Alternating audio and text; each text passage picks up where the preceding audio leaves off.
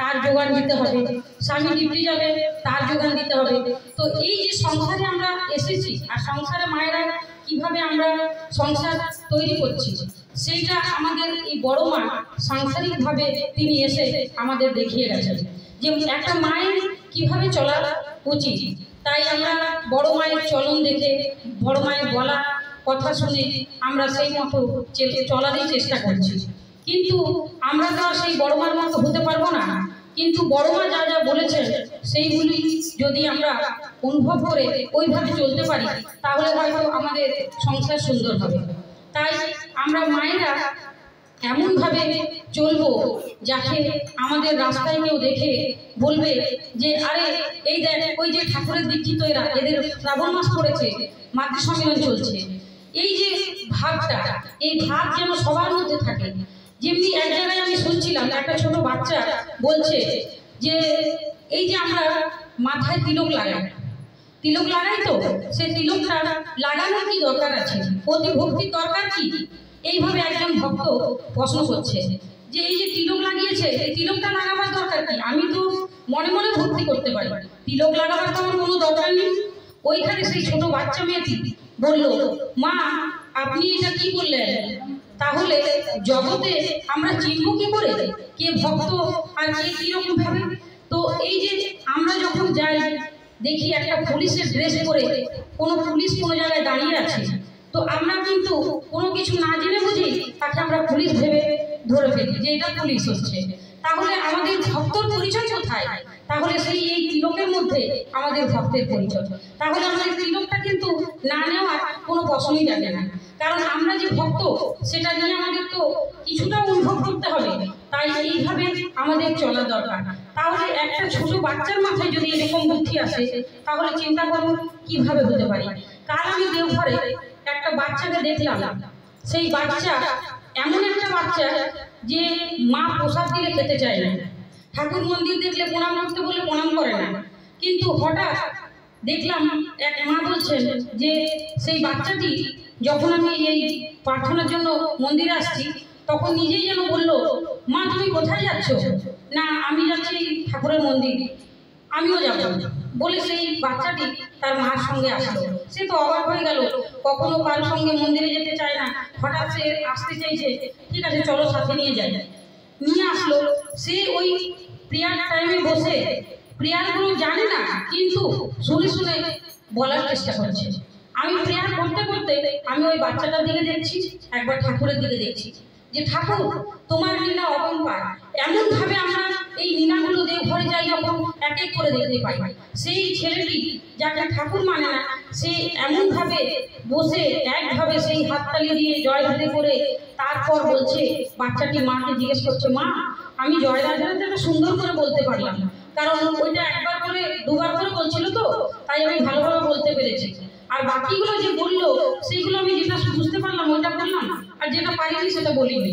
তখন তার মা দুঃখ করে বলছে বাবা তুই যতটুকুনি আজ করেছিস ঠাকুরের কাছে এসে এটা দেখেই আমি মুগ্ধ। জানি না ঠাকুর মুগ্ধ হয়েছেন কিনা, কিন্তু আমি খুব খুশি। আমি তো জানতাম যে আমার ছেলে কোনোদিন ঠাকুর মানে না, জানি না এই বাচ্চা বয়স থেকে এরকম বড় হলে কি হবে, কিন্তু আজ এই ঠাকুরের কাছে এসে আমি এই আবার নতুন একটা জিনিস দেখলাম। তাই আমরা ঠাকুরের পথে চলছি এবং ঠাকুরকে নিয়ে চলার চেষ্টা করব। ঠাকুরকে নিয়ে চলার চেষ্টা করলে সংসারে অনেক কিছু বাধা আসে, অনেক রকম বাধা আসবে। হয়তো সৎসঙ্গে এসে একটু দেরি হয়ে গেলে স্বামীও কখন কি করে, যারা বোঝে না বা ঠাকুর মানে না তারা হয়তো বলবে এত দেরি কেন করলে, দেরি কিসের সৎসঙ্গ। তো এই জিনিসগুলো বললেও কিন্তু আমাদের মাথায় নেওয়া চলবে না। আমরা এগুলো নিজের মনের মধ্যে নিব না, কারণ আমি ঠাকুরকে যেভাবে ধরেছি সেইভাবেই আমি চলবো আর সেইভাবেই চলার চেষ্টা করব।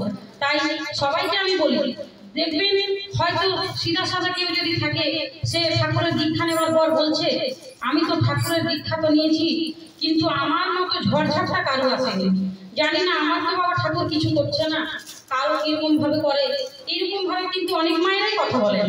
তো আমার কিন্তু প্রশ্ন একটাই, যে দেখবেন এক জায়গায় দুটো আম গাছ থাকে, একটা আম গাছ মিষ্টি আর একটা আম গাছ কিন্তু খাট্টা, মানে টক। তো ওই যে টক আম গাছে দেখবেন কোনো বাচ্চারা যায় না, কিন্তু যখন দেখবেন মিষ্টি গাছতলায় হয়তো পাখিতে আধা খেয়ে ফেলছে, সেই আমটাও কিন্তু কুড়াবার জন্য বাচ্চারা দৌড়ে যায়, যে এটা তো মিষ্টি আম। তাহলে ওই মিষ্টি আম যখন ওরা দেখে যে গাছ থেকে পড়ছে না, কোনো কোনো বাচ্চা হয় দেখবেন দূর থেকে ঢিল ছোড়ার চেষ্টা করে, যে পাকা আম তো একটু ঢিলটা লাগলে হয়তো পড়ে যাবে, বা ডালের মধ্যে লাগলেও হয়তো পড়ে যাবে।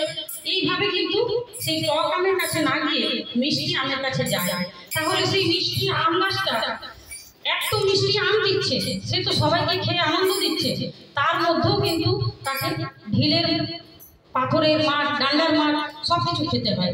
তাহলে আমরাও সেইভাবে, আমরা যদি সৎ পথে সৎভাবে থাকি, দেখবেন আমরাও যদি ঠাকুরের মধ্যে সেই ঠাকুরময় হয়ে থাকি, দেখবেন আমাদের মধ্যেও ওই রকম ঢিল, পাথর, ডান্ডা অনেক খেতে হয়, লোকেদের কথা গঞ্জনা অনেক সহ্য করতে হয়, কিন্তু সেইগুলো আমরা শুনবো না, কারণ যে ভালো তাকে অনেক কিছু বরদাস্ত করতে হয়। তাই এইভাবে আমাদের সংসারে চলা খুব দরকার। আমরা এক মায়ের কথা একদিন আমি বলি, সময় কথা যাবে গল্প।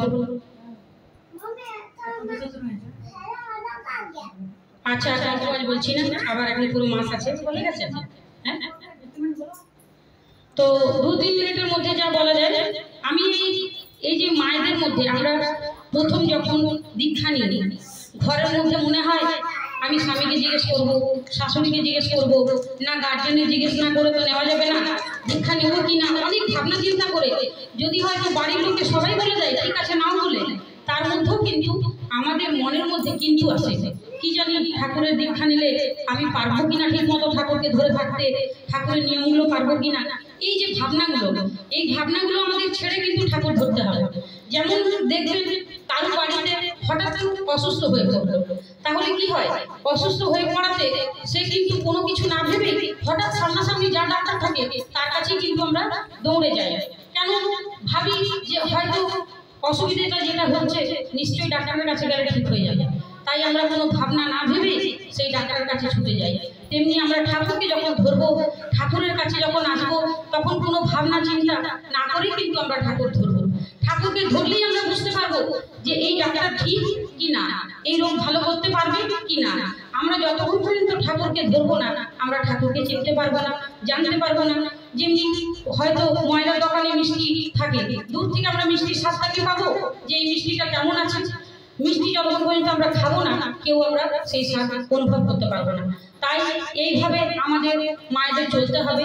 আর সবাই এখানে দীক্ষিতই আছে, দীক্ষিত থাকার জন্য একটাই কথা বলি, এই যে আমাদের পরিক্রমা চলছে, এই পরিক্রমা যেমন আমরা সুন্দরভাবে চালাতে পারি, তার জন্য আমাদেরকে কি করতে হবে, সহযোগিতা করতে হবে। আর প্রথম কাজ কি করতে হবে, আমাদের নাম খুব বেশি করে করতে হবে, কারণ এই মাসের মধ্যে যেন কোনো বাধা না আসে, কোনো অসুবিধা না আসে, আমরা ঠিকভাবে এই মাসটাকে নিয়ে, মাকে, বড় মাকে নিয়ে আমরা সুন্দরভাবে চলতে পারি।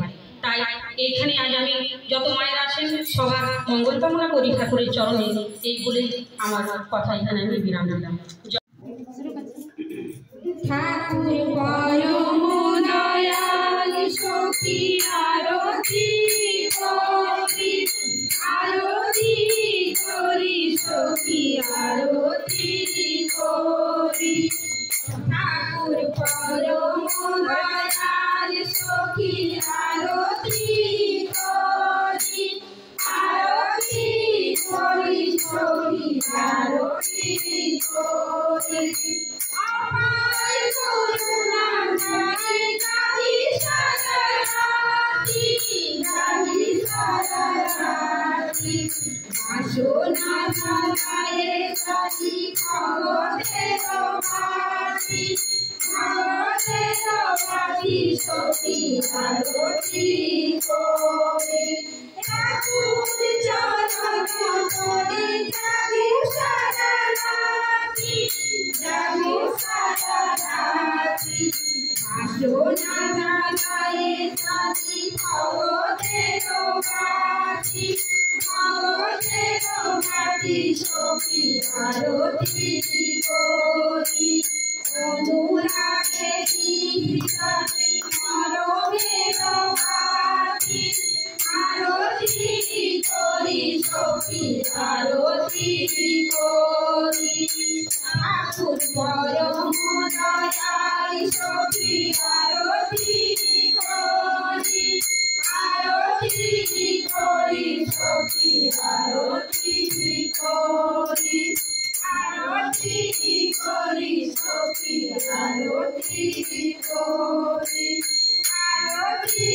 করি সখী আরতি